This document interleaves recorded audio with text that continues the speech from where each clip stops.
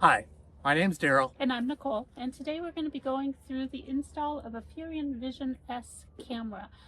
We were not provided this product. We actually bought this at Camping World on a Thanksgiving sale.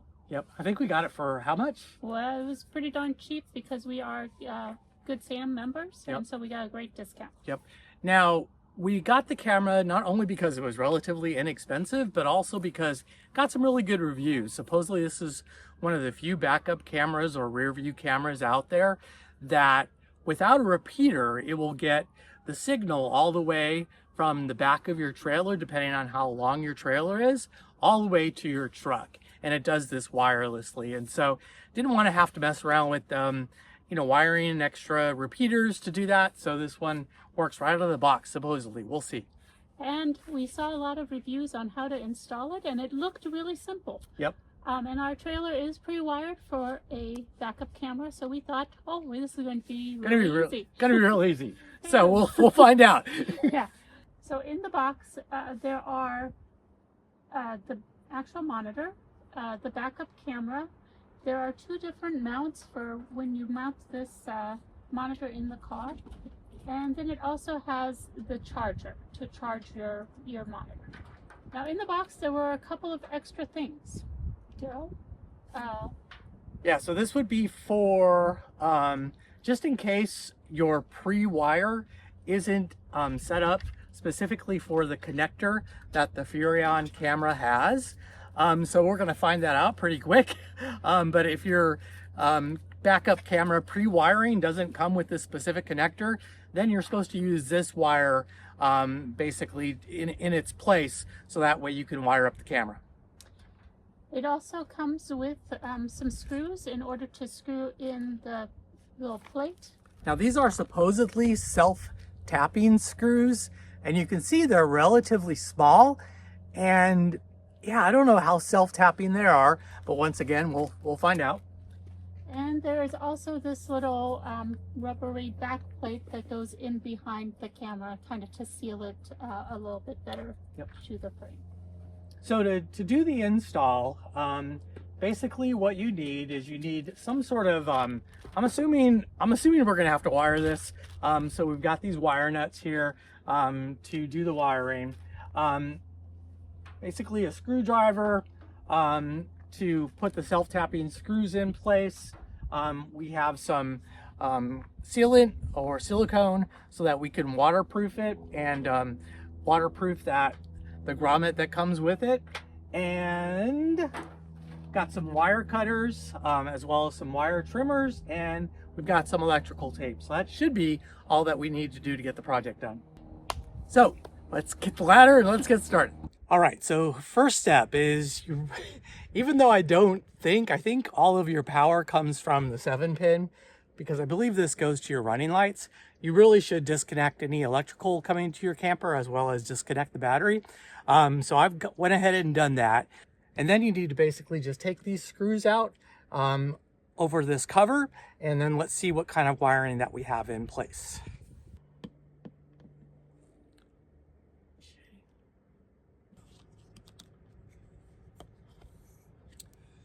All right, so this is the wiring that we're gonna get. I'm gonna go ahead and pull this out, and hopefully there's just a wire ready to go to plug into our backup camera. We'll see. All right, so pulling on this, I really think this is basically just a loop that's connected to your running lights here. I'm gonna get on the 22 MLS Facebook group just to check to see if that's the case. But I think we're gonna have to cut this wire and then splice it in. All right, so I checked the Facebook group, and indeed, basically this is just a loop. And so what I'm gonna do is I'm gonna cut these wires. I'm gonna give myself a little bit more room, so I can always cut a little bit more later. But I'm gonna probably cut it right about there. And then I'm gonna expose some wire. And then I will be able to then connect it to the wiring that comes with the camera. So we'll go ahead and cut this right here. And hopefully I have successfully disconnected the electrical. All right, there we go. And now what you're gonna need to do is basically just open these wires up because you're gonna need to splice them together. Now the way Keystone does their wiring is the green wire, which is this one right here. That's the hot, and the white is the ground. And so I think on the wiring that we have, I think it's red and black. So I'm just gonna open this up. You can see they come apart nicely. And now I'm gonna expose some wire for each of these. So it does look like this is 12 gauge wiring, so I'm just using the 12 to go ahead and strip that back. Okay. And there we go. So now all of our wire is exposed. So let's go ahead and grab the backup camera wiring. All right, so now we're gonna go ahead and connect the wiring together. So I have the two positive ones already kind of connected together and the two negative ones. Now I did run the wiring through the grommet just to kind of make things kind of neat and make all the connections actually, instead of residing inside of the trailer, I wanted to reside kind of in that backup camera area. So the only thing that's next to do is that I need to connect my positive wire to this one right here and my negative wire to this one right here. So you can use wire nuts to connect them together, but I just prefer more of a waterproof kind of connector. So I'm going to use this heat shrink butt connectors, and I'm going to crimp them and then heat shrink them, and that should make them even a little bit more solid. So first I'm going to connect my positive cable.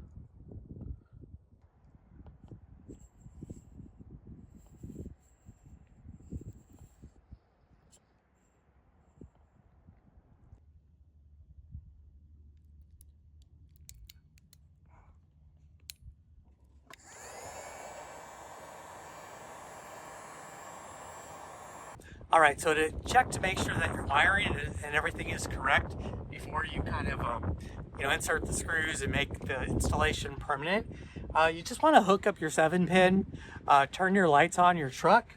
That'll give you power to these lights right here, which then powers up your camera. So make sure your camera is connected, and then you'll actually see on the camera itself, it'll show up in blue, meaning that it's getting power and sending data to your monitor. All right, so for the last step, you put the grommet kind of where you wanted it. We actually fed the wires through first, connected everything. Now, once that's done, I drilled a couple of pilot holes, and I decided for the top 2 screws to not use the screws that they gave you because they're really small.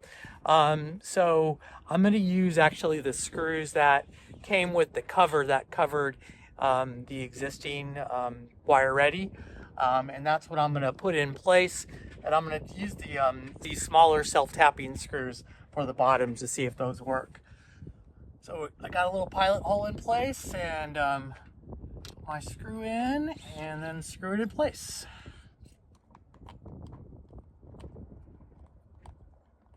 All right, so we're all done. The last thing we have to do is just put silicone around the grommet here, just to make it waterproof, and yep, project successfully completed. All right, so we're done with this little project. It was a little harder than I had anticipated things are always harder than what you think. I mean, it's not plug and play. So for sure it's a loop, and you're going to have to splice into them.